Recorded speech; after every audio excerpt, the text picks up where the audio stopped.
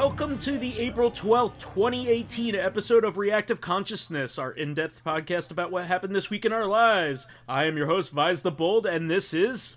Lotus Prince. And Pyro Jack Frost. Yes. No, just kidding. Pyro's back for this reactive... Oh!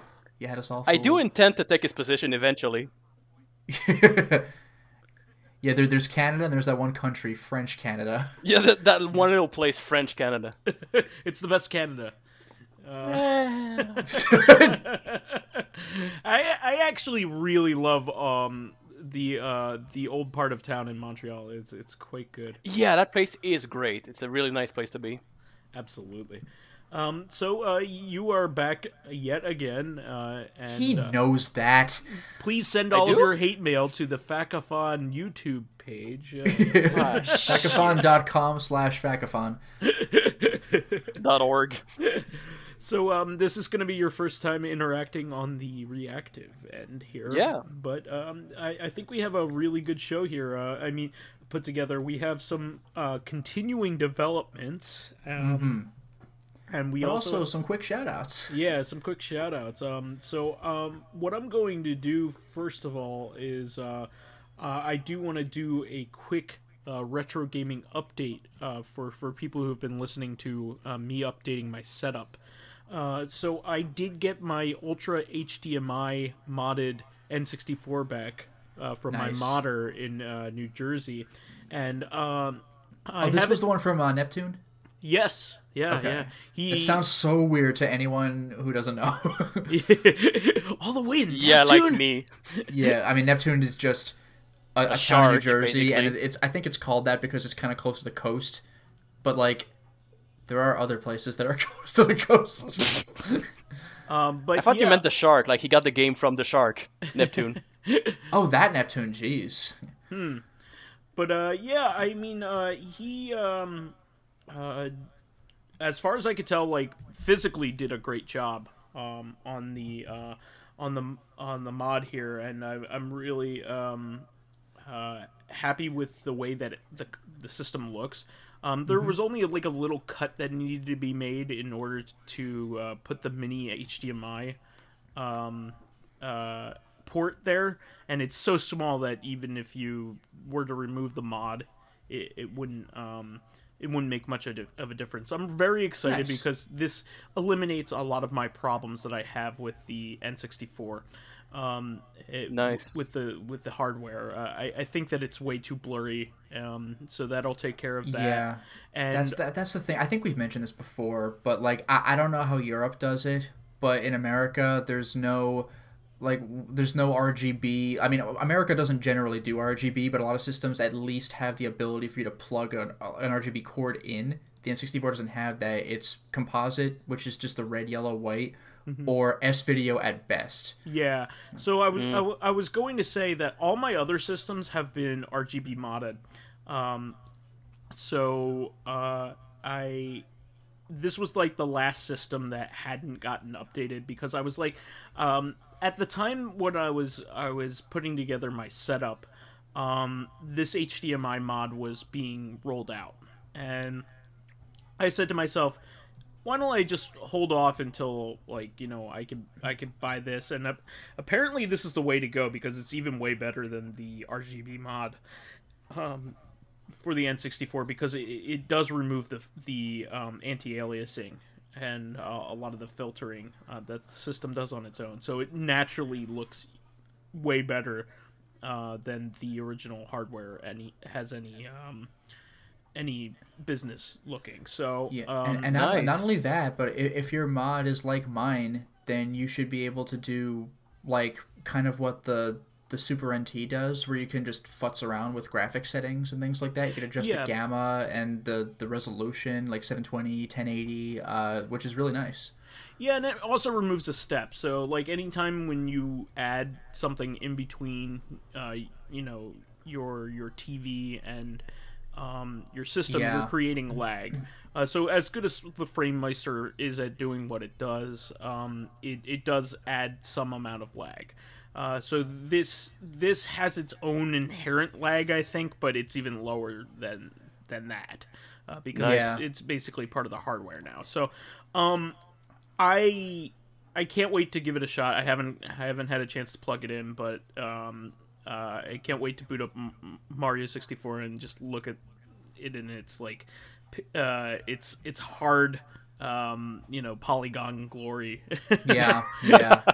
But that's the way it should look, if you ask me, not all grainy and stupid. So I'm looking forward to messing around with that. And this was so the guy that I used was Rob from OFS Mods. OFS? Yeah. Okay. So he can also do other things like replace your LED in your on your systems to have it be another color. But I kind of like the red light being the power light, so I kept it. Yeah. It's just like a classic thing. But so far so good. He's been very easy to deal with, and he's done things in a timely manner. He only took a week to do it, which is the fastest modding job I've ever gotten done. Does that include shipping? Oh yeah. Mm-hmm. Nice. It came back literally a week later. That's great. So I've had really good dealings with him, and he's coincidentally the same website that was selling the N64 mod. They send you the mod and then you have to get it modded. They were also putting out the high def NES mod. So because I don't feel like waiting around for an analog NT Mini, which they did come out with an update of sorts on that. I don't know if you saw this. No. So Analog released an FAQ recently, an updated FAQ, saying that to answer everybody's questions lately, when will the the Super NT Mini or the Super NT be back in stock, that kind of thing. And they said, okay, we're working on it. We can only order so many at a time, that kind of thing. It's very understandable. Yeah. They said the Analog NT Mini, it'll be a while, because our focus is on the Super NT right now because it's so popular, and it is also at a price point where more people can afford it. But apparently the manpower it takes to make and get all of the different parts of the Analog NT Mini takes way more resources, and that's why it's more expensive. Okay. And well, that's a relief then, because I remember your prediction was about how maybe he's in trouble for the firmware thing. Yeah. For the jailbreak, but maybe not. So my guess is that they basically figured out that doing the shopped metal casing for the Analog NT Mini is very impractical, and that probably takes a lot of resources away from other projects. So my guess is that they're probably they should probably just make a plastic case for the new issue of it and just nobody's gonna be mad about that. No, and if you are, that's stupid. So anyway, function, man. But anyway, I am not going to wait along and see whether they're actually going to do this at any time. What I decided to do is HDMI mod my system, and the same guy who makes the Analog NT Mini and the Super NT, his name's Kevtris, made the HDMI mod for the NES. That's so rad. It's the same quality, but with real actual hardware. So I'll take it. And it's not just an HDMI mod, just like the N64 one. It does upscale to 1080p. Excellent. So I'm looking forward to getting that done. And Rob from OFS Mods has already agreed to do that for me once he gets back to New Jersey. He's working out of the country at the moment. That's marvelous. So I'm looking forward to that too, and that mod apparently works really great. I can't wait to get that, and I won't need an Analog NT Mini if I have that. I just there's little to no use for it because I have I'll have an AV Famicom modded for HDMI. Now, I did want to point out to some people who are thinking about getting HDMI mods and HDMI cords for their systems. One thing that I wanted to bring up is that you need to be very careful which mods that you are looking at, or which equipment that you're looking at. It may or may not be better than the SCART to FrameMeister solution. And here's why. A lot of HDMI mods and HDMI equipment for current systems don't upscale. The N64 one and the NES one are the exception. They do upscale. They do their own upscaling from 240p to 1080p. What I'm referring to is that the Bihar Bros, the guys who came out with the Toro box that allows you to play Dreamcast games on SCART. Yeah. You can use that device to work with a FrameMeister, and it's great. They also came out with an HDMI. They came out with an HDMI box, and you might think, "Oh, this is perfect." It's called the Acura, I believe. Yeah, Acura. Yeah, Akura. Yeah. So this is not the best option because it doesn't upscale. And it only works with games that are compatible with the VGA output. So therefore, there are certain games that this HDMI box does not work with at all. So therefore, it's not as comprehensive as having the Toro, the Toro with a FrameMeister. So beware on that. It's a good product, but you should know what the limitations are. It is not an upgrade from that setup. If you're okay with not playing those games, I can see, go for it. But that's not for me. I want to be able to play all the games. And there's also a lot of the GameCube mods. I think right now the digital mods don't upscale either. They only go up to 480p. So know what you're buying, and also know whether your setup can handle 480p. Yeah, I'll have to double check my GameCube mod actually, because I was told that it can there are things that I can do with just a remote control with it. I'm not sure if that includes upscaling though. Yeah, there are a lot of HDMI solutions for GameCube right now, and it's kind of hard to keep track of them. So I don't know even which ones are better compared to the other ones. So yeah, all I can tell you is I have a very early release of a new one. Mm-hmm. The guy at Classic Game Junkie actually said that I could be a guinea pig and test it out. What's it called? I forgot what it was called, I'm afraid, but it's actually an external mod. You mm-hmm. put it into your GameCube, you just put it in, take it out. Okay, I think I know. Did it come in a GameCube shaped case? Yes, it did. Okay, so I know which one that is. Mm-hmm. I don't know what it's called either, but I know what it is. Yeah. That has been getting good reviews, but I don't think that one upscales. But that's not a problem if you're okay with that. Yeah. And it works. But it's just one of those things I have a GameCube and I have composite cables. I'm one of the very few people that have, or component cables. I'm one of the very few people that have original GameCube component cables. I know I'm lucky. So my setup is technically better because it upscales. But I'm also in the situation where I can do that. I have the equipment. Whereas that's a fine solution. It's just not upscale. Mm-hmm. So buyer beware on those things. Do a lot of your research. The only other thing that we wanted to bring up, you actually put this one in the show notes, Lotus, and I'm very excited about this. This is a big deal. So when this project was originally designed, it had this in mind.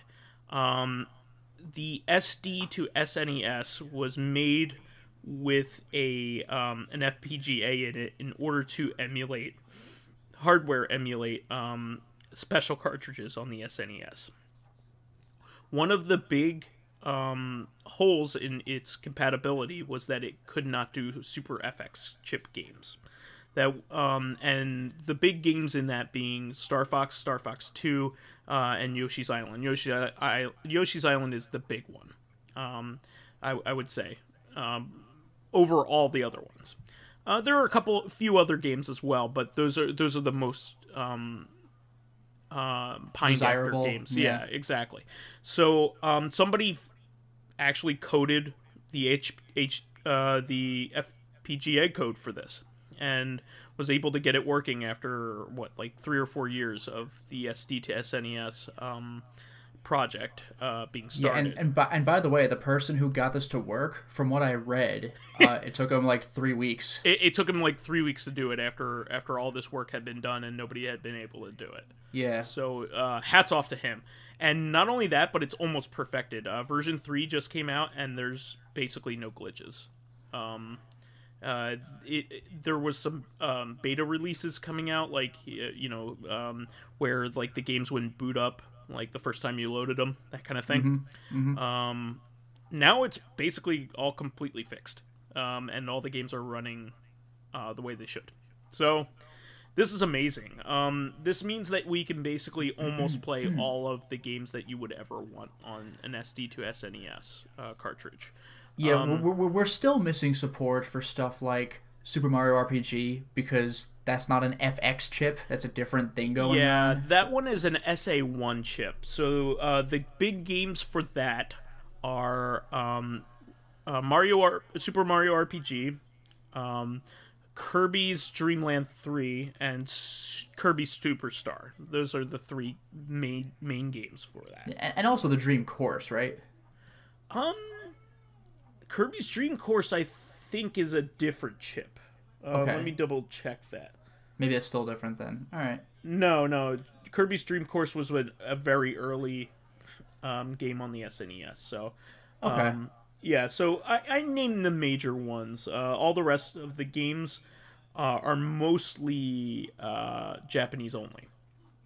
So I'm really excited to play these games on real hardware.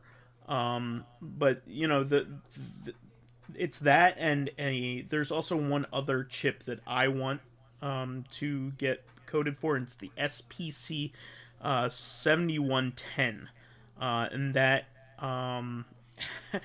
consists of all games that were only released in Japan, but there's one fan translation that I want to play. It's Far East of Eden Zero, which is a Hudson RPG that's apparently really great. But so there's basically just oddities left, other than those 3 games for the SA1 and that one game that I just mentioned. Everything else is playable. Nice. that you'd ever want.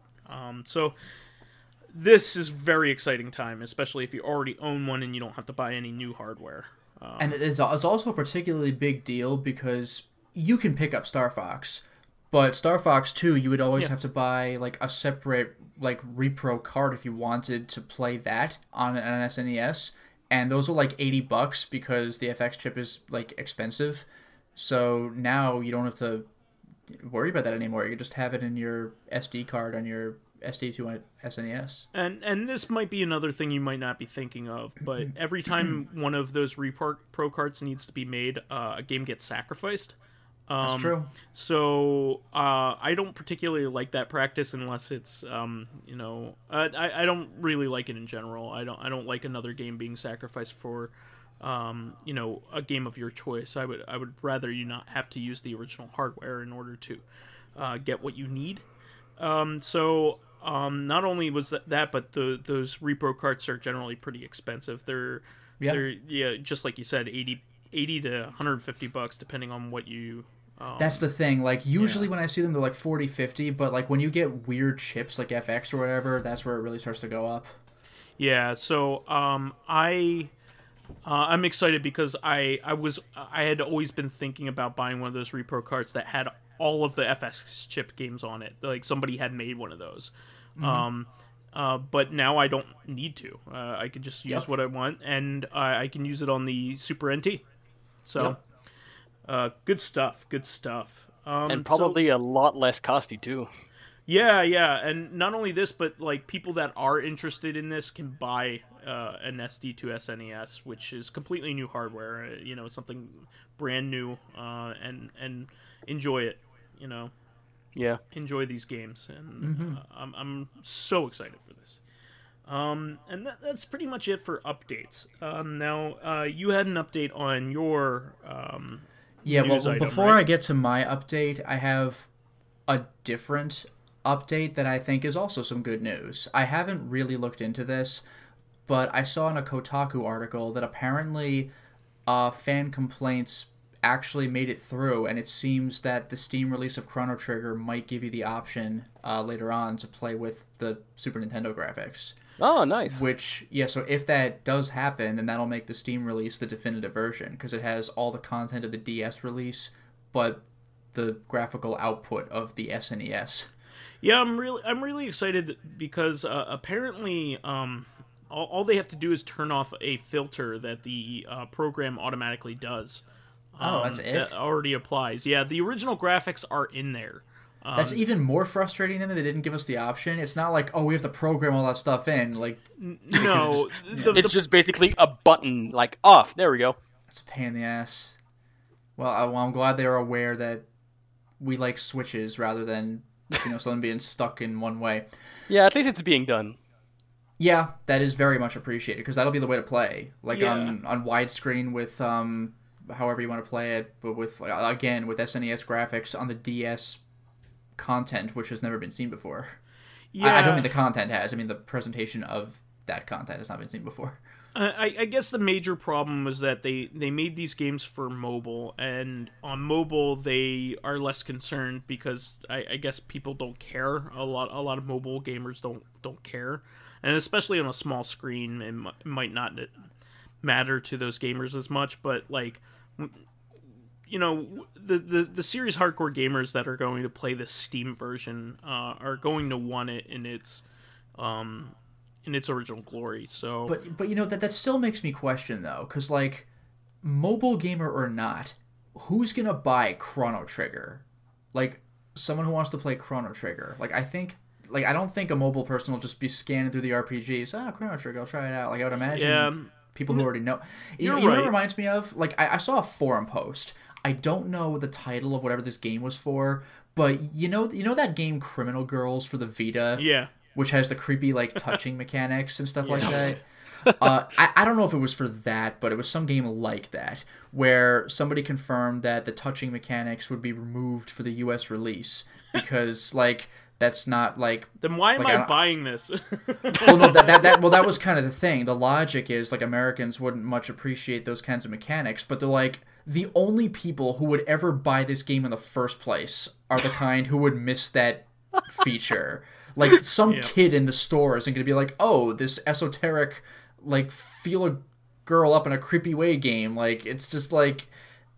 Standard Americans aren't going to want that game, period. It's only the niche audience is going to want it, and the niche audience would want, like, that they already know what they're looking for. Like, they probably know what the game is before it made it over the to the States in the first place. Criminal Girls needed to have, like, a patch applied to it to have its original graphics because For Steam, yeah. Yeah, exactly. So that is one thing that's kind of nice about Steam, though, is that, like, a lot of people do stuff like that. They, like, have patches for undubs, which is fantastic. So that way, Steam gets to sell you the game, and then you get to have the full game from someone else. Exactly. Yeah. So, like, because if it was just like, it's our way or the highway, and, like, we only want the uncensored version, then, like, Steam might not even have gotten it in the first place. So this isn't, like, the most above board method, but it gets the job done, where Steam gets to remain blameless. Afloat, I guess, yeah. Yeah. Yeah, their hands are clean. So it's my hope that they go back to the Final Fantasy ports as well. I'm not counting on this. Yeah, I was hoping for that for FF6. That'd be amazing. 5 and Obviously for 6. all of them, but I'm particularly interested in 6. But yeah, 5 would also be really great, because America never got that on Super Nintendo. So Yeah. it would be cool for, like, that was a game we didn't know existed until way later, because, like, FF4 was called 2 and 6 was called 3. We didn't even know there was 3 or 5 or actual 2. No after 12. But What comes after 12? 1. No, after 12. but no, I and it's also my hope that they're also going to bring the mobile ports of Dragon Quest 1 through 4 to Steam as actually well. good mobile ports. Yeah, with those you know, those video enhancements. Yeah, that'd be great. Yeah, I just hope that whenever they release a SNES port of something on Steam from their mobile versions, that they fix up the video. Yeah, I hope they remember this. Yeah, exactly. And again, I don't even care if they like fix it up permanently, but give us the option. Just like if someone wants mobile graphics, let them have it. But like, let us do the SNES thing. I mean, if you want, Vaseline smeared all over your screen, go for it, man. Some people just like it, okay. But yeah, that was the brief update. This will probably be brief-ish, but can give you a more. Have you been following this controversy, Fakafon? Not at all. The Channel Awesome thing? Oh, the Channel Awesome thing. Yeah, actually. Well, on the surface only. Okay. Because, like, yeah, I have a bit of a different perspective because, like, I am, well, only very recently have left Channel Awesome, but, like, I've been, like, not, like, it's weird to say, oh, I've been on the inside, like, I'm at the company, but, like, I have been talking to people who have, well, that's the thing, I have been talking to the other producers, at least, because, like online, I don't have to be there, which is kind of cool. We can just all do it via, like, Twitter or Skype or whatever, but, yeah, so things have changed since last week. So, there were, like, 2 weeks ago, there were, like, 40 people on the site. Last week it went down to 29, which is pretty drastic. Wow. Jesus Christ. Well, give me a second, because as of the last time I checked... Hold my beer. Yeah. As of the last time I checked, it's 13. Like, there was another mass exodus. From 29 to 13, that's insane. That's 16 people were just like, fuck it. Yeah, last I heard it was 16, but then, like, this afternoon, I say this afternoon, meaning, like, Sunday, like, they're a couple bankrupt. more left, and it's just... They have to be done. Well, the thing is, though, like, this is, like, Channel Awesome kind of, like... When it was that guy with the glasses, it was one thing. But when YouTube became bigger... and the site changed over to Channel Awesome, and everyone got their own YouTube channels anyway, like, Channel Awesome was kind of the place you went to watch the Nostalgia Critic. I honestly don't even know how much the producers leaving is going to affect the site. What will affect the site is how many subscribers are dropping off after that Google Doc came out and after Channel Awesome's non-apology, because that really fucked them. Oh, we're really sorry you feel that way, really. Yeah, exactly. We sincerely regret that you feel... Here's the thing. If they hadn't said anything, people would have been mad. And like, are you going to talk about this or what? But they chose probably the worst thing they could have chosen to say. Like, we're sorry you feel that way. That was so, like, backhanded. Like, just people got furious. And like I said, even those who were not involved with the drama or didn't even know that there was drama read that Twitter post and they were like, I don't know what you're talking about, but whatever it is, that's a non-apology. And just people got mad.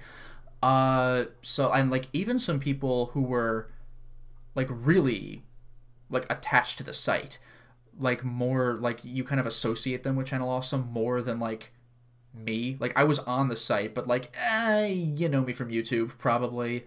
Like, I mean, I got my start on that guy with the glasses, but after I'd been there for a while, and like when I made the YouTube channel, a lot of people from there found me on YouTube.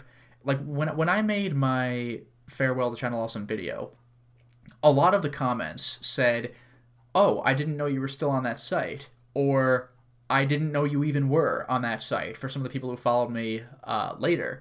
So, like, you might not associate me with Channel Awesome as much as other people, but, like, Linkara, Nash, the Last Angry Geek, and some jerk with the camera left, and they were, like, Linkara was one of the OG members. He was like, really associated. They were like with top billing, like they were the big guns. And Nash was also very much just in the site. I mean, I think a lot of people followed him on his own site, Radio Dead Air, but he's just one of the classic people to me. Some jerk with a camera. He's got a YouTube channel, so you might know him from YouTube. You might know him from Channel Awesome, but he was one of the people who really kept trying to see the positive side of things. Like, yeah, the Google Docs said all of this and that, but like maybe it was because there was a stressful situation. Maybe they're not like this all the time, and it got to the point where it looked like he was kind of stretching for excuses because he's like, I don't want to believe it was really that bad. But then the non-apology came out, and he got pissed because, like, oh crap, he had talked to the producers in their producer Skype chat, and he was like trying to like be like, people are getting mad. You're gonna want to say something. I think he had like I wasn't in the producers chat at the time because I was already off the site, but I think he had specifically told them not to make it like a non-apology. And then they just did, which means they're either really, really tone deaf or they just straight up ignored him, and neither of those options is very good. So that made him mad, but he still stayed on the site. He was just really mad. But recently, I mean, I'm going to say yesterday, but it's going to be different for people who listen to this on when the podcast goes up. But on Saturday, so that means the 7th, on Saturday the 7th, Doug Walker, the guy who plays the Nostalgia Critic, and Brad Jones, the guy who plays the Cinema Snob, had gone to... Damn, I forgot what it was called. It was a con in New York. It might have been called like Empire Con or something, because New York's the Empire State, so some New York State convention, which actually looked really cool. But the thing is, they were going to have a panel there, and everybody on Skype was like, what is going to happen with this controversy going down? How is this going to go down? But apparently questions, because it was a Q&A thing, apparently questions just did not go in that direction. So like, I can't even imagine how many bullets they dodged that day. I don't think the heat was going to come to Brad, because he has his own thing. But like, you know, Doug Walker is actually one of the higher ups on Channel Awesome. But somebody had posted on Twitter, like some guy who went to the convention. It was just somebody. He had said, I'm going to try asking him a question related to the controversy. And it just never got to him. I hate that feeling. And it happened to him. But after that, he followed up, I'll try talking to Doug at his booth. Maybe I could get something. So he asked something about the controversy, and his audio was fucking garbage. And there's not much you can do about that, because there's just everybody talking in the background and everything. Yeah, basically. But like, apparently, like, obviously Doug's not going to address this in a way that could compromise everybody and everything. But he tried playing it off like, well, you know, I like working there, and, you know, it's cool for, you know, like, playing the Nostalgia Critic is cool and this and that. And I think he had said something in there about, like, how, like, it's cool having an awesome boss or whatever. And, like, here's the thing. I don't doubt, like, I 100% believe that Doug thinks that Mike Michaud is awesome, like, to him, because I think they're buddies. Like, there's no reason I would imagine he wouldn't think that for the Chicago crew. But the Google Doc is, like, 65 pages, and now there's a little more added to it that's mostly shitting on that guy, like on Mike Michaud. So that was the straw that broke the camel's back for some jerk with the camera, because he was like, after all this, you're gonna defend that guy? Like, nope, can't like, you could tell based on the Skype chat, I think, that he was like really trying to like create this almost like, I don't know, I don't want to put words in people's mouths, but it really looked like he really wanted to believe that things weren't as bad as people said, and that maybe things happened for pretty good reasons. But it was when Doug defended Mike Michaud, like not what he did, just saying, oh, I have an awesome boss, that some jerk was like, all right, that's it, like, fuck it, that's it. And the other thing, The Last Angry Geek, he's very closely associated with the website as well. And actually, he's one of the few people who lives right there, like in Chicago. If he wants to take a drive over to the Channel Awesome Studios, I think he could. So that was actually one of the things that surprised me the most. This wasn't a case of, I want to believe. It's just, I just plain didn't think he would do it. He was right there. Like, I think he knows these people more personally than other people do. So that was a big deal as well. So last I checked, there were 13 producers remaining on the site, but like, who even knows if that number is going to change by the time this podcast goes up? Like, can you imagine? Like, you can't normally say that. That's not a thing you normally say. You don't watch the numbers go down in real time. But I've been doing that for 2 different days as the mass exoduses happen. It's just like, Exodai. Is it actually? Yeah. But it's like, this person left. Oh, also this person left. Really? Like, okay. So it's like Lotus Prince. Yeah, Lodi Princess. Lotus Eye, yeah. But it's really like the subscriber count is going down by quite the amount. Here's something else. There's on Facebook the official Channel Awesome Facebook group. I've been in that for a really long time. I don't remember when I joined it, but I've been part of that for a long ass time. And when I finally became a member of the site, after a while, the Channel Awesome's former PR person, after she left the site, said, well, at this point, it's weird if I'm still an admin of the group. So she passed mod duties or admin duties off to me because I was one of those, like, I was kind of like a stickler about decorum, even as a fan. I was that guy. So I've been modding the group ever since. And I still am, but it's gotten to a point where a couple of people proposed to me, what if we make, because like this group is largely at this point becoming about the controversy and how I've lost faith in everything and da-da-da-da. So a couple people proposed to me, what if we create a new Facebook group? It'll get a different title later, but right now it'll be called something like the X Channel Awesome Members like support group or something like that. And a lot of people like shifted groups. And that's something I really didn't think would happen. Like, even the Facebook group, that actually took me by surprise. Because that's been there, I don't even know how long. So, like, Welshie created it way back in the day. That reminds me of, like, in old school forums when they, like, somebody would create a new topic, like, for each game or something like that. And, like, so for instance, on romhacking.net, they have a specific forum basically for the dumping ground purpose of like, hey, you know what you guys should do? You should fan translate this. Which is also like really insulting to the people there because they're like, I'll work on it if I damn well want to. Like, because like well no, that's the thing with YouTubers everywhere though. It's happened with me too. Like you put up some video, hey, you should do it for this. And I know that they're not being jerks.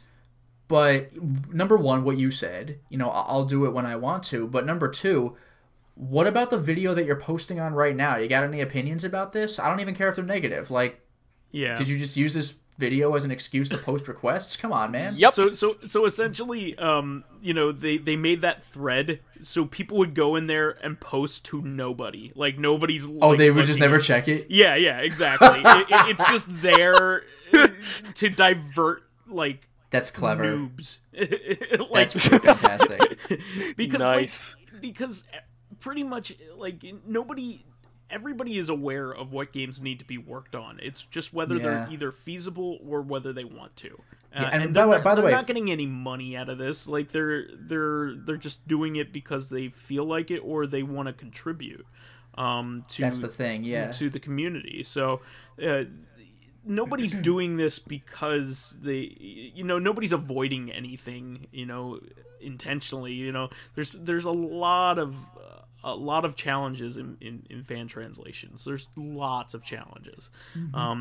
Most of them being like the fact that all these games, like if you know any programmers out there, every single program looks completely different from the next, because of the style of whoever made it. So like. Whoever was coding one Super Nintendo game may be completely different than the way that another Super Nintendo game was coded, and it could even be in the same company. Well, no, I remember this from the original Nintendo. I think it might have been Mario Brothers 3 or something. Like there was some game that came later where I remember there was a description that said. It was comparing it to like an older Mario game, and I think it said something like the older Mario wasn't capable of producing output like this.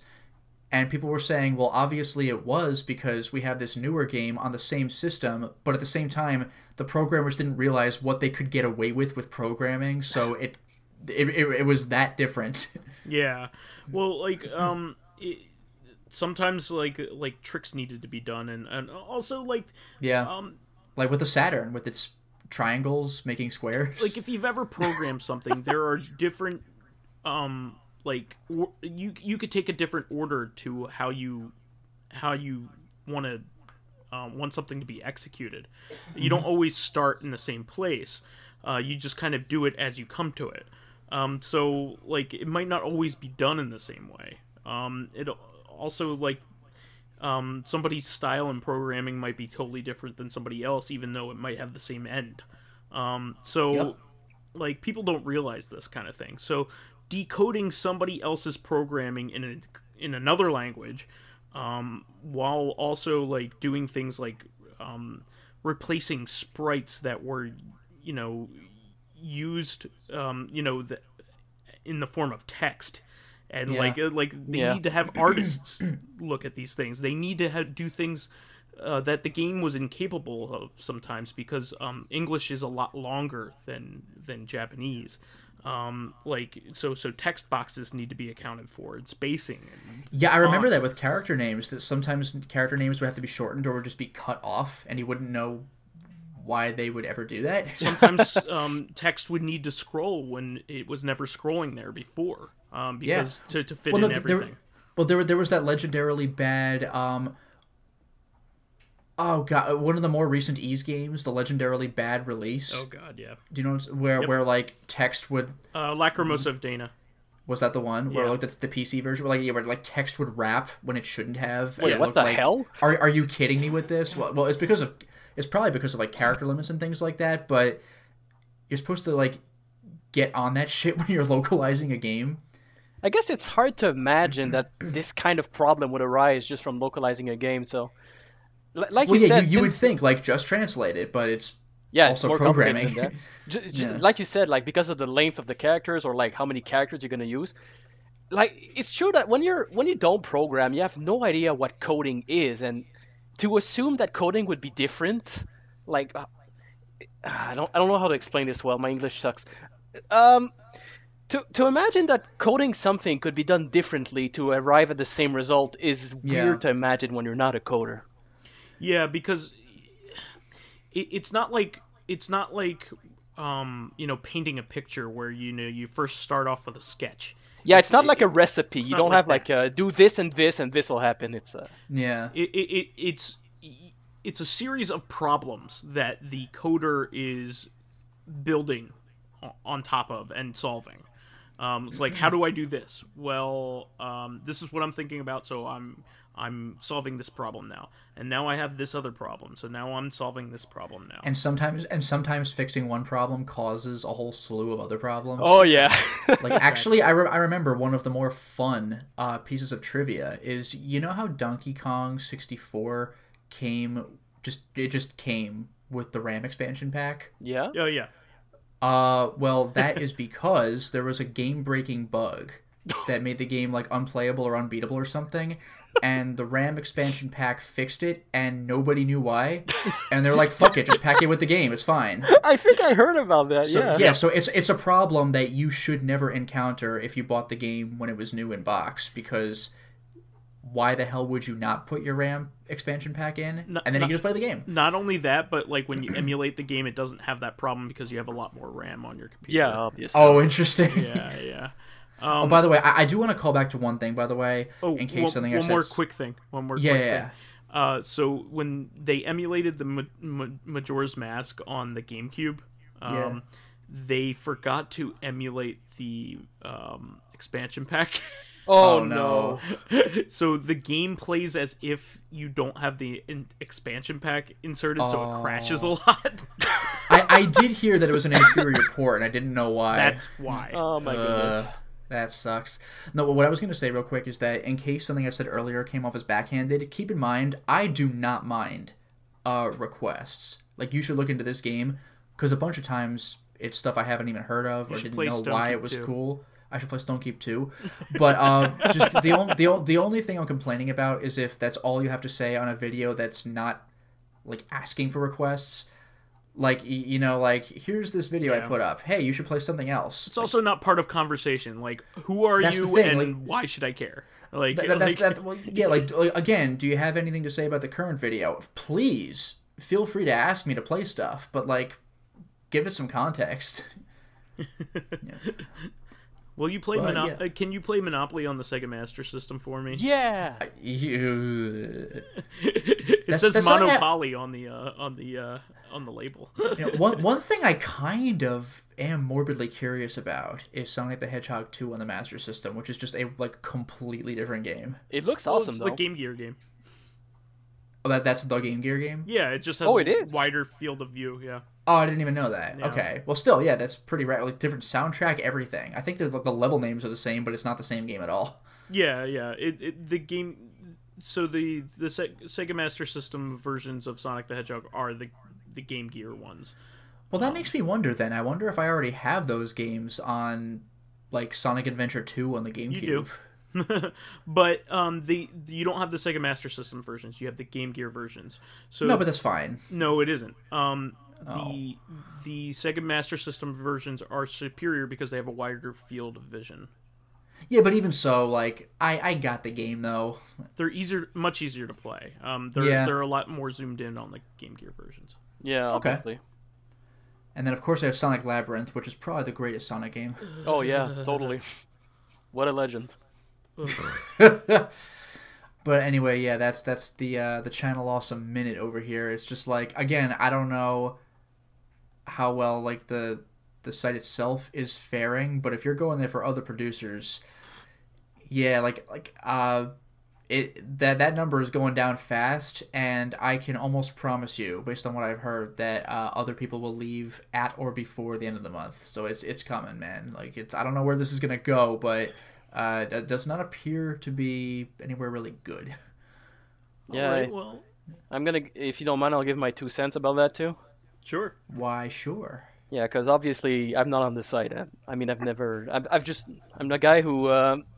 It's even been a while since I've been on the site at all, but I used to go there a lot to watch, obviously, like the Nostalgia Critic, but also like Bennett the Sage and Paw and etc. Yeah, and the thing was, back then, that's where you would go to watch them, because they posted on Blip. You don't go to Blip and look for stuff. It wasn't Nobody goes on Blip. Like, I mean, like, you could, but like you wouldn't know what you're looking for at all. You'd feel it's bad. YouTube, but like it's like, yeah, it's super tiny YouTube. You can't just search the same things you would search on YouTube and get a result. So you like if people were removed from that guy with the glasses back then, they were basically cut off. Yeah. Like, now you wouldn't even know. Just go to their YouTube channel. Yeah, because I mean, anyway, nobody goes on Blip anyway. But so yeah, well now it's dead. But yeah. Yeah. So it is. Speaking as a guy who's just a fan, it was a fan. How shitty is that for everybody involved? You know what I mean? For the people who have been mistreated, like they said, just like people have been ignored or completely even take your pick, man. Yeah. Jesus Christ. And you look at this, and it's mostly women, and you're like, why the fuck? Like, where the fuck does that come from? Is that like misogyny, or are you just a complete fucking jackass, or? Well, depending on the context, there were allegations of that. Oh, Christ. But what I wanted to say is just, simply put, what a shitty situation, and what the hell are you supposed to do now? Like, I'm so glad that people finally spoke up, because I had no idea. Well, that's the thing, that there's actually two things, and you brought them both up here. So, number one, what do you do now? As far as I know, it's out there. Good job, we've gotten it out there. So if anything happens, that'd be great. I don't know if anyone expects anything to happen, but now people know. And for the record, by the way, this was not intended to hit Channel Awesome the way it did. It really was supposed to be, hey everybody, read about this on Twitter. The incredible fallout with the mass exodus from other producers and hitting Channel Awesome as hard as it did, I don't think that was intended. Or even if it were, to this degree, no way. And a lot of the producers who recently left, there's like, again, you're not going to know this necessarily as a fan unless they post it on Twitter, but there is a lot of stress going on, partly because of that situation, but also because people love drama, but also there are fans who are legitimately, they've been disillusioned and stuff. There's a whole bunch of YouTube videos and podcasts talking about the drama, and here's my take on it. In a way, this is kind of another version of that, but we're not titling this video the channel awesome controversy or whatever, but like there are YouTube videos dedicated just to that. Yeah, a lot of and them. that's spreading more awareness, and then you're getting into the people who are just out there to spread drama and like troll, and that's bad for everybody. So the producers were concerned about the legitimate backlash that was coming, because it's just plain, even if nothing's coming your way personally, it's still a stressful situation because you're on the site or you have recently left the site and all this shit's happening and you're like, I hope this ends up being okay. But when it comes to the people who are spreading drama, like just the asshole YouTubers who exist just to kind of, I don't know, kick people when they're down or whatever, that could lead to just more personal information coming out if they're good at acquiring information or like digging up the past or whatever, and people are stressed like, I just don't need this in my life. That there are YouTubers whom I won't name who I've already seen have done this anyway. Like, I just don't like Channel Awesome, and here's just a bunch of shit that my rabid angry fans can just have. Like this controversy is just begging for stuff like that to happen. So like people, even those who have left Channel Awesome, are super nervous about that for just bullshit reasons like that. Well, and, like, geez, not I that can the imagine. reason is bullshit, but like the reason is about bullshit. So like this is fun for no one, even the people who made the doc and contributed to it. It's not a good time. So and again, the other point you brought up, Fakafon, is that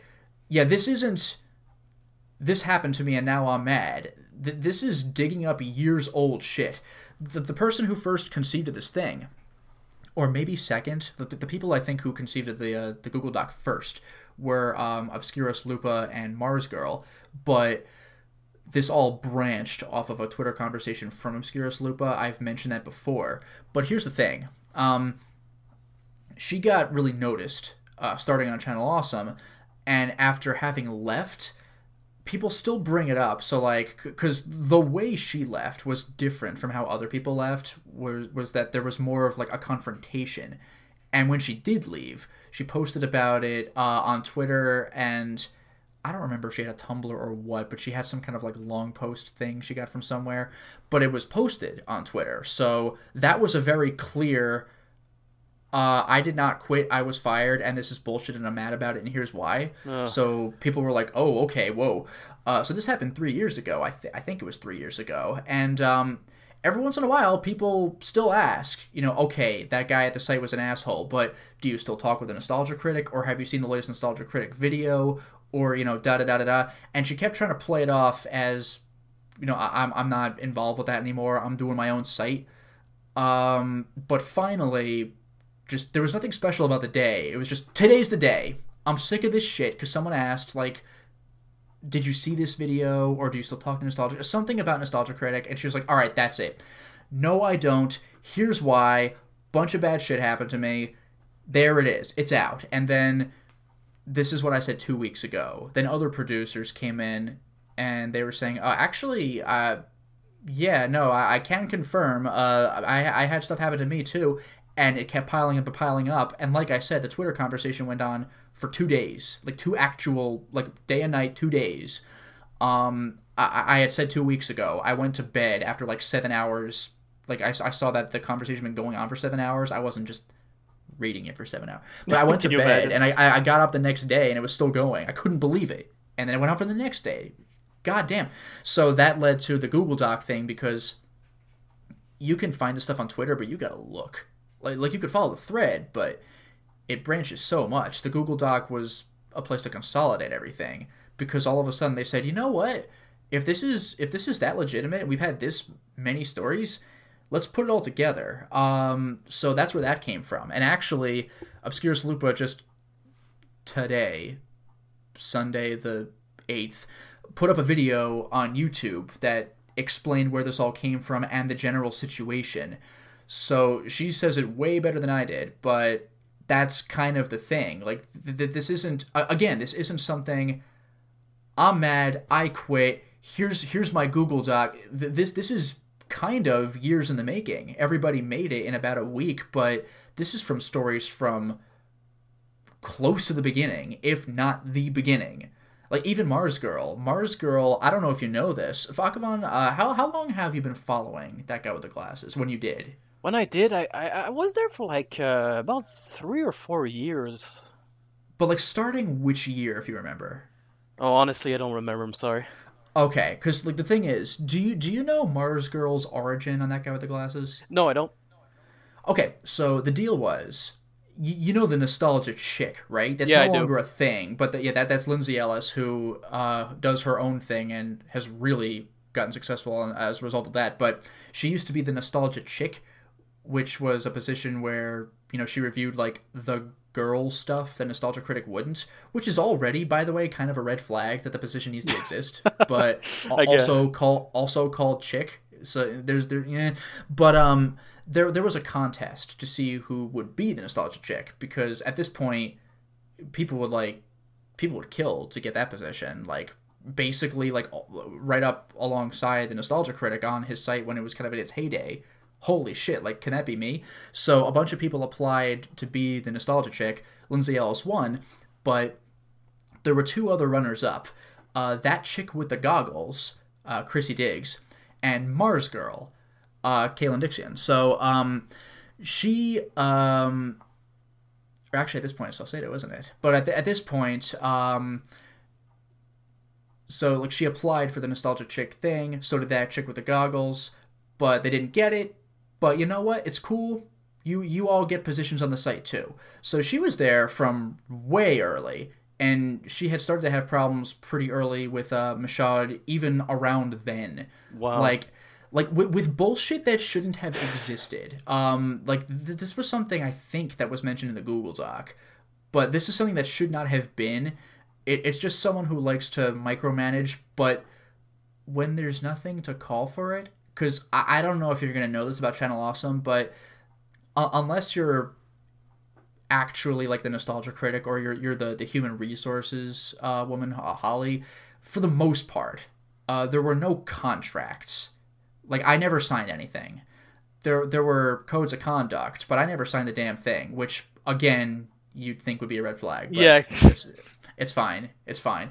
But this is when, you know, you would post your video on Blip, give the higher-ups the link on their scheduling site. They would go to your video, and they would embed it on the site. But at one point, I don't remember why this happened. Yes, I do. This hasn't been a problem for me, but this was a problem with people earlier on the site, where they would schedule their videos and they wouldn't get posted on time and stuff like that, or on the right days or at all, and they had to chase the higher-ups about it, which is already like, are you fucking kidding me? But Sounds like that was business happening as to Mars. usual, honestly. I'm sorry? Sounds like business as usual. This is the kind of shit Oh, that apparently. Happens, But so Mars Girl was getting fed up with that. So eventually Linkara said, well, why don't you just make like your because I forgot how this worked. I think there was a Blip channel associated with Channel Awesome, like you give them your videos or whatever. I forgot how it worked, because this was never a thing I had to put up with. But eventually Linkara was like, why don't you just make your own Blip channel, that'll make your life way easier. And she did, and Michelle got really mad, like, how come you're making a Blip channel without my permission? Like you have any say in it? Yeah, shut like, the hell up. What the fuck? Who gives a shit? Like, if I really wanted to, I can make 5 more YouTube channels right now. Like, who's gonna get mad at me because of that? Other than maybe the fans for being really inconvenient. But, like, you know, it's not, like, your call, what I do with my life. Like, I'll follow your terms of service, but this was not one of them. So go fuck yourself.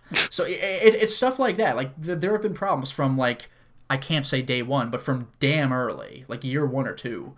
So yeah, so now it's all kind of coming out. It's a big deal. Yeah, it's good that it's finally out, honestly. Even though, like, it's gonna have a lot of repercussion, it's just finally it's fucking out, you know. You just rip the Band-Aid off. So man, that was a little depressing, I gotta admit. Yeah, so I dare you to outdo the mood on that one. Well, Fakafon, holy you have a topic shit! to talk about? I'm gonna take the dog dare. double dare. Yeah. All right, well, I'm gonna take the horse by the reins, and I want to talk about Pathfinder and D&D. Yay! Yeah, completely different subject. Neverwinter Nights special edition came out recently, by the way. Oh my god, Neverwinter Nights. Okay, before I start, I'm gonna talk about Neverwinter Nights.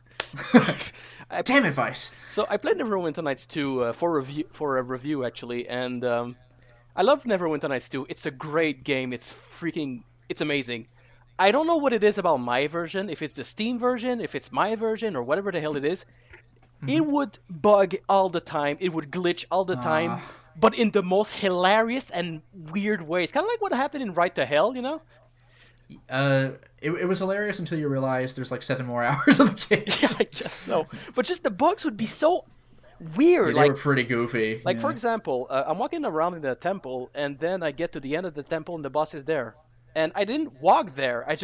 I was walking in a corridor, and then the boss is there, and the cutscene starts, and then I kill him. Like, I just entered. I just came in. That was not the boss's room. It's like if I came into a 7-Eleven and suddenly I was in Walmart. It's like, what the hell? That's okay. That's pretty out there. That was really weird. What else? One of the other bugs, the most notable bug that happened to me is, so I'm just fighting along in the dungeon, and then I realize one of my girls who uses a rapier suddenly had a crossbow. I'm like, I don't remember equipping a crossbow. So I check her inventory. It's a rapier. It's like, okay. So it is a rapier, but it's a crossbow. Yeah, she starts shooting, and then I check the inventory. It's a rapier. But it actually functions as a crossbow. Yeah, too? it functioned, and she shot. She didn't have any bolts, but she was shooting. So I was like, all right, now my rapier is the crossbow. Rapier. It was awesome. I'll take it. It was awesome. But yeah, one of the things I wanted to talk about is I like to play a lot of role playing games like Pathfinder, D&D, Exalted. I remember playing one game of Shadowrun, but it didn't go well, so we stopped.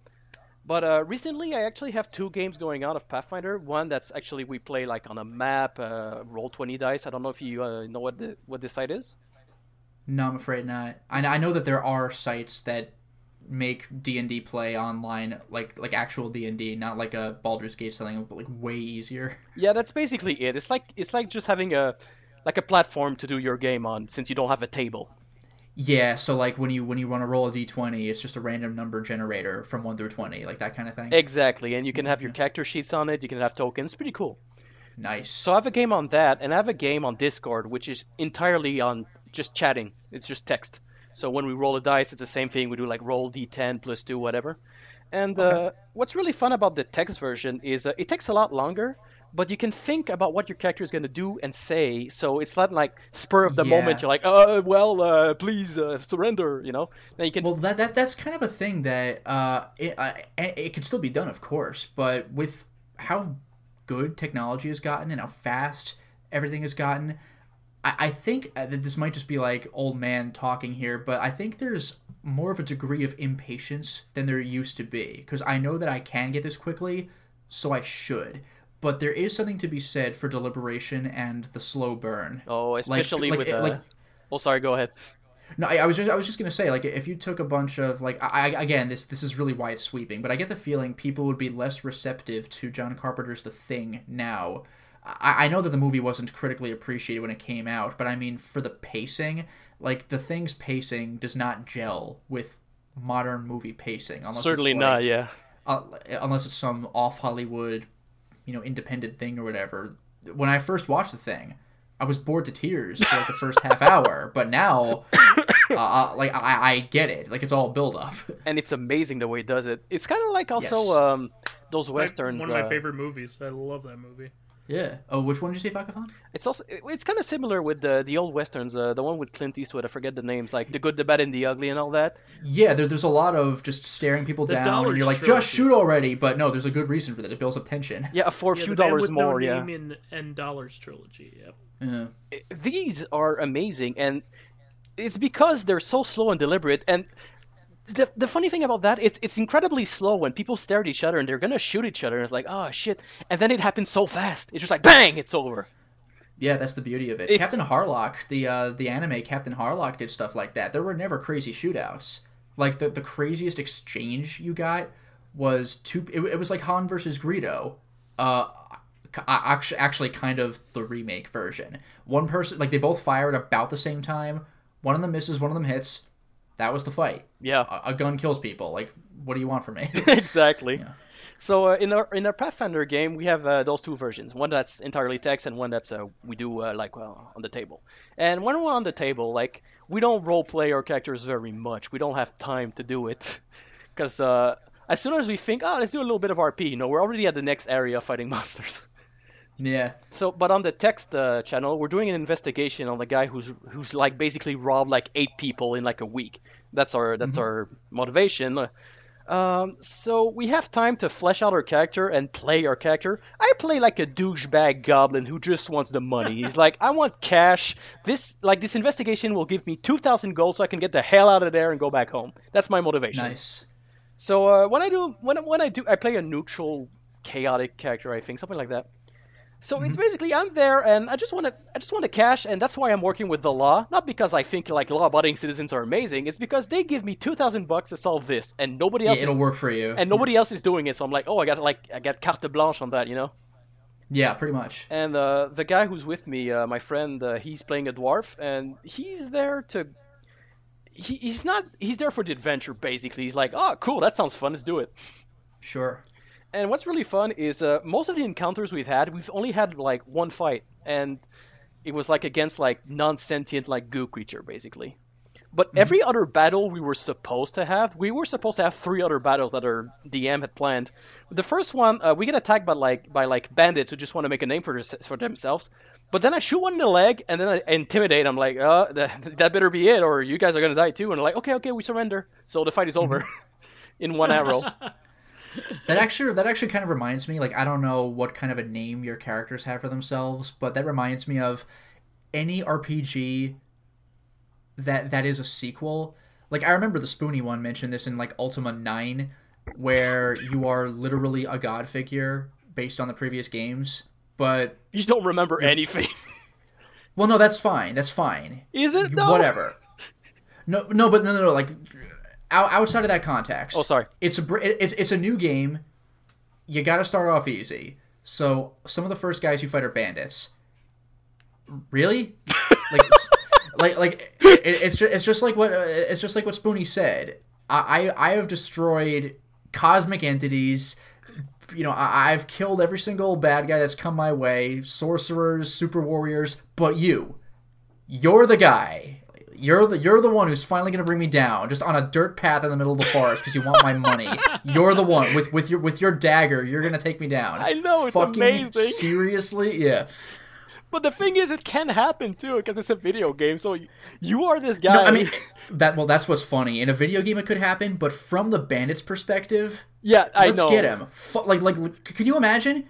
You see God walking down the street. I think I can get him. What? It's kind of like in Yakuza. Hey, fuck you, man. It's fine. Yeah, every single guy. They did something like that in One Piece. Fakafon, do you follow One Piece? A little bit. Well, do you know who Kizaru is? No, I forget. Sorry. All right, there are 3 admirals, not vice admirals, like the top 3 admirals. Yeah, in the I Navy. remember. Like, there's the big lady, there's the guy with the paws, and is that it? No, those might be the pirate warlords. I mean the 3 admirals on the Navy side. Okay. There's the ice guy who's been deposed, the lava guy, and the light guy. And Kizaru was the light guy. And they actually had a part in one of the episodes where some pirate who wanted to make a name for himself, just some guy with a pistol, saw Kizaru sitting there, and he's like, hey, this is my chance. I could take him down. And he shoots Kizaru, catches him right in the head, but Kizaru is a light man, so the bullet just passes through him, and Kizaru just doesn't even do anything, and the guy takes a couple more shots, and then Kizaru's like, okay, that's enough, and he just takes a light kick at the guy and shoots a beam, and just this insane explosion happens. What did you think was gonna happen? If the admirals were the kind of guy you could stab in their sleep, then they're not worthy of the title. Yeah, exactly. Yeah. It's just funny when it happens, especially in the video game, especially in a long series where your guy, like you said, has defeated gods. And then some guy's like, hey, this asshole, I'm going to kill him. It's like, what the hell are you doing? That's the thing. And the thing is, it's not even to make a name. Oh, there's a guy in the dirt path. I'll bet he has a bag of gold. I'll take... Really? Like, the guy who's in your children's textbooks? That's the guy you're going to attack? The guy everyone knows? Okay, fine. Well, why not? Might as well. Yeah. What the hell was he going to do with his day anyway? Yeah, right. Rob somebody else. Literally anybody else, but okay. Oh, man. Where was I going with this? I forget now. Oh, right. Well, you were talking about your character's motivations. The goblin was in it for the money. The dwarf was in it for the adventure. Yeah, so anyway, we defeat these guys just by shooting one arrow and intimidating them. That's right. We were basically like, just drop your weapon. They're like, okay. And the second fight, one of the second fights we're supposed to have, we're talking to this guy who, like, he's a butler for, like, a rich guy. And he's like, hold on a second, I'm going to get, like, water. And while he's gone, we hear him going under attack. And this was supposed to be another battle. We go in and we fight. Except my friend had crazy stealth rolls. He basically rolled a 20 on his stealth, so he goes in there. Nice. And then the woman, the person who's attacking, who's a woman, is like, what the hell's going on? He rolls another 20, so she's like, oh, just my imagination. And then he wants to basically go behind her and put a knife on her throat to tell him to, like, surrender. He rolls another 20.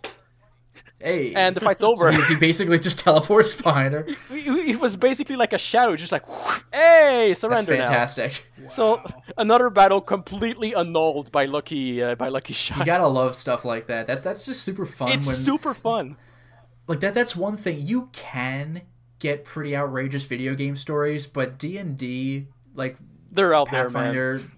Yeah, those stories are the best. Even if you've never played any kind of role-playing game like that in your life, man, oh man, do you have some cool anecdotes coming from those. So, I actually have something related to talk about here. I don't play D&D or anything, but I read a story on Reddit today, and it was really super interesting. So the guy talked about his campaign, and essentially what ended up happening was one of the guys in the campaign who had taken a lot of damage, goes up to, like, the big boss of that campaign, and like, the DM is like, what the hell are you doing? Like, you've taken a lot of hits. Like, there's no way you're gonna survive this. Like, you're coming right up. And then all of a sudden, like, rolls initiative for sleight of hand. And they're like, what? And apparently, this boss had, like, a lot of resistances, but it did not have any resistance for sleight of hand. So what he does is he slips a ring from his inventory onto the boss's hand.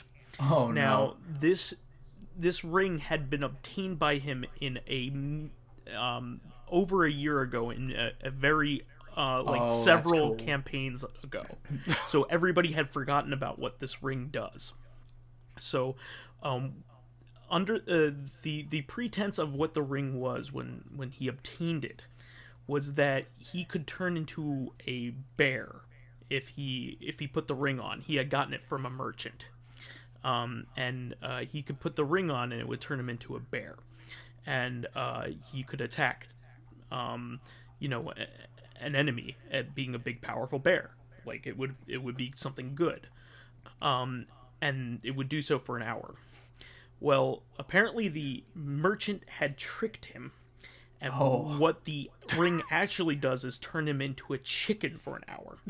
Oh shit. So essentially what he did was he turned the boss into a chicken, and they killed it and ate it. Oh my God. Actually, this actually reminds me of a story. This never actually happened, but somebody had been conceiving the idea just regarding transformations. Somebody, like, again, this never actually happened, but somebody had always been thinking, I've always wanted to do this. He wanted his character to be a true polymorphed chair, which means he's a chair, but he's been turned into a human permanently because of magic. So he's a chair that misses, that is a human that misses being a chair. No, not even. Oh. It's arguably better. So he's just a guy, and everything plays normally, and the fact that he's a polymorph chair really doesn't matter. But if for some reason there's ever an anti-magic field and he walks through it, just turns into a chair. Yeah, he just turns into a chair. But because nobody knows that he was a polymorph chair, everyone will be terrified. Like, will I turn into a chair if I walk into that? And there's gonna be no explanation because he's a chair. Oh my It's like, God. what? That's amazing. It's like amazing. It's just so stupid. I love it. Ugh. I think tabletop gaming stories are some of the best just because of the crazy stuff you can do. There creative. was one puzzle. Like, I had played very casually in like middle school. Like, I go to a friend's house, we play for like a half hour, then we forget about it and do something different the next time. So it never really got anywhere.